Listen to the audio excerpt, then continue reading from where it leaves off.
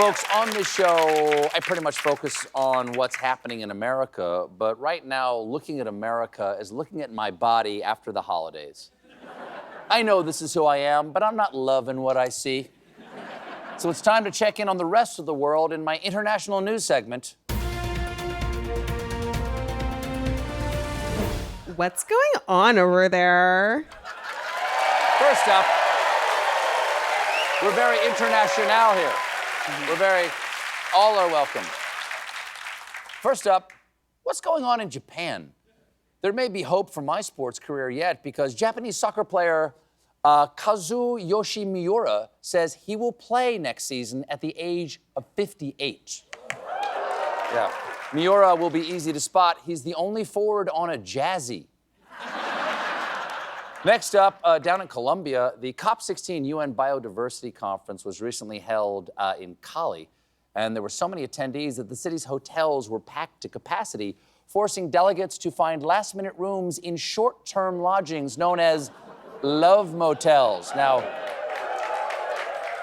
you might be familiar with the more famous love motel chains like La Quintas Inn and Double Team by Hilton. One delegate from Uganda had to stay in a place that featured circular beds, love machine chairs, dance poles, and sex swings.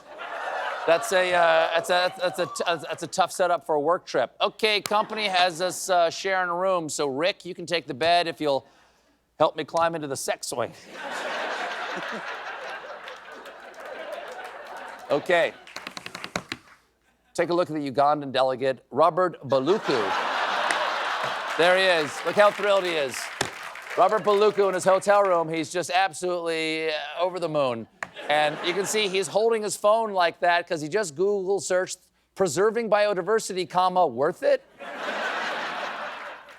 Next up, over in Ireland, a Dublin veterinarian performed a first-of-its-kind surgery to remove a goldfish's deadly tumor. Reached for comment about the tumor surgery, the goldfish said, "What surgery?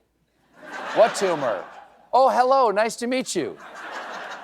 What surgery? What tumor? Oh, hello, nice to meet you." The goldfish in question is a beloved family pet, 17-year-old Merlin, who received the surgery under a general anesthetic. Okay, Timmy, that's not a new goldfish in your tank. We totally performed major surgery on your 17-year-old goldfish under general anesthetic. Also, not only did we send Scruffles to that farm upstate, he converted it to an Airbnb and he's the chef now. No, we can't visit. It's all booked up. Next up,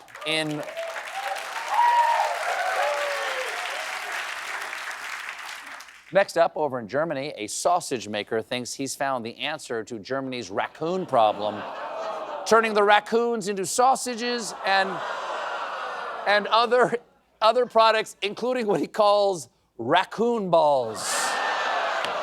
Look, Deutschland, you guys really need to get better at hiding what's in your meat products. Americans know how to do it. Are you telling me there's no German word for nugget? Das Nugget?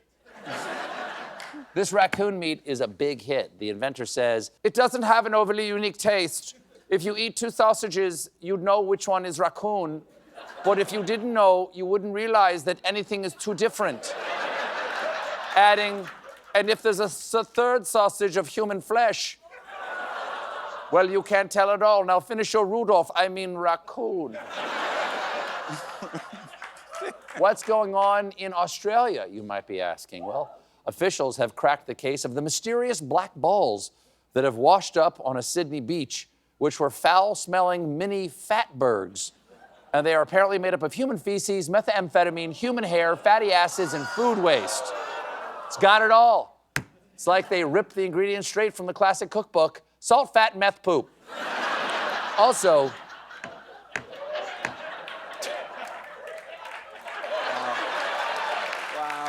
better, still better than raccoon balls. Also in Australia, pythons invaded a man's toilet twice in 1 week, which explains Charmin's Australian ad campaign, "Enjoy the go!"